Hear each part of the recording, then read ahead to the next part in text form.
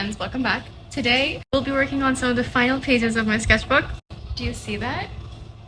That's how much I have done. That's how much is left.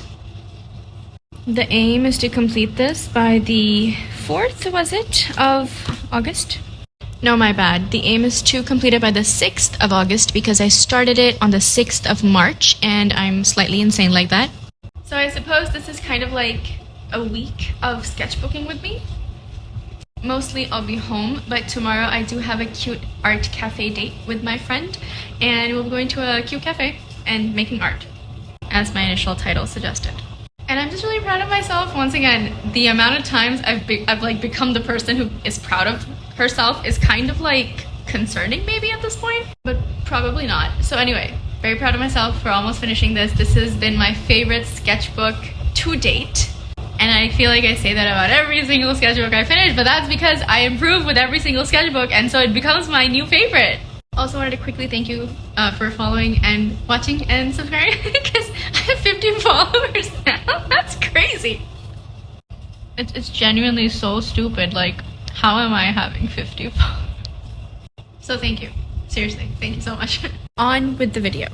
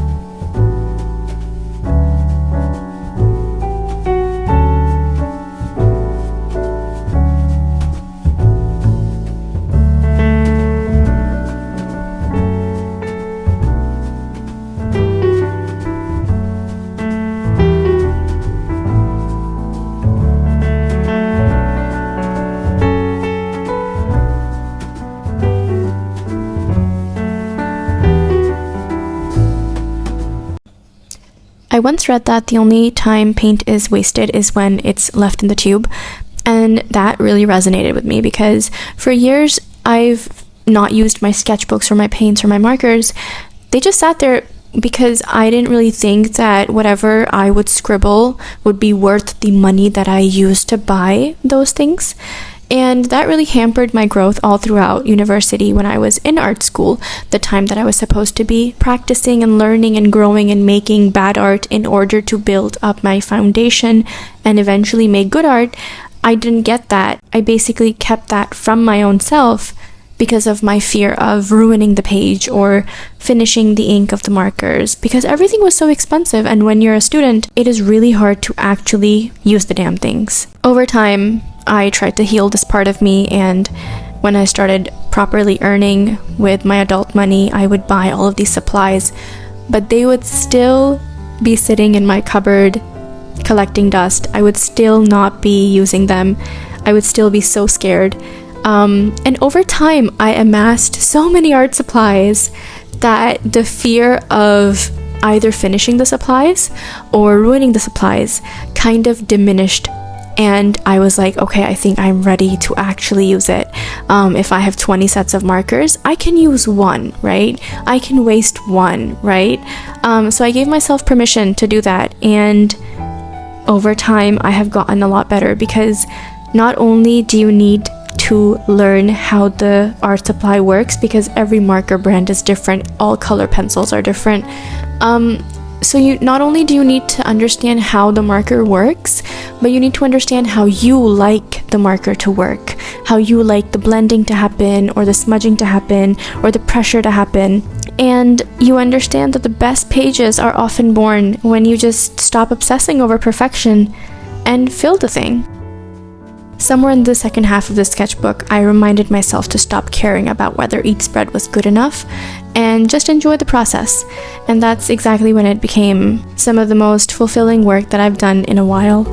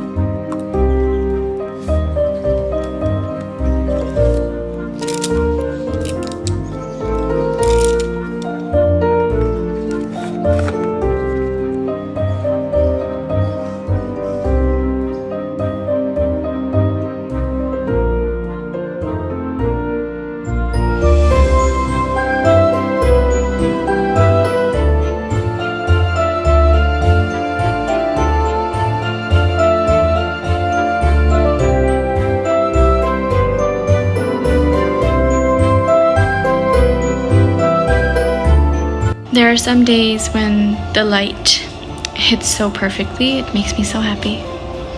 And I think I'm having a pretty good hair day. I'm enjoying the waves. Now that our base is dry, we move on to layering it with multiple types of markers and color pencils, and just fully enjoying the wonders of mixed media.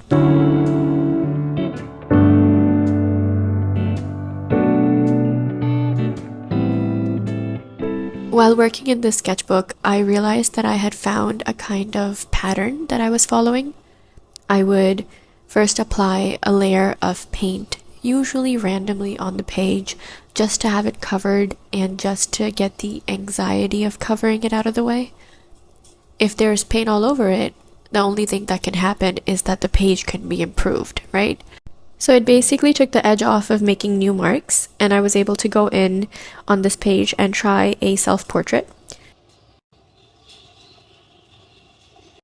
I can't believe I'm saying this, but literally 2 spreads left.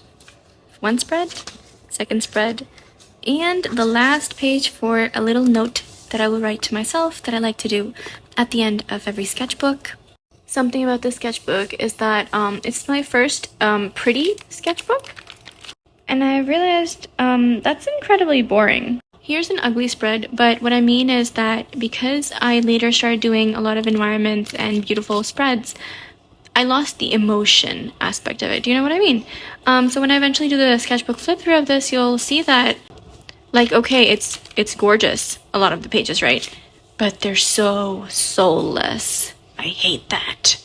And so this spread might be quote unquote ugly, but it anchors me to a point in time that only I know about. And it kind of visually displays or evokes feelings that only I remember. But these pretty landscapes are just that. They're just pretty. I don't really have anything to say about them except for the fact that it was good practice. But anyway, you'll see all of that really soon when I do a little sketchbook flip through. Until then, back to our regularly scheduled programming of completing this one.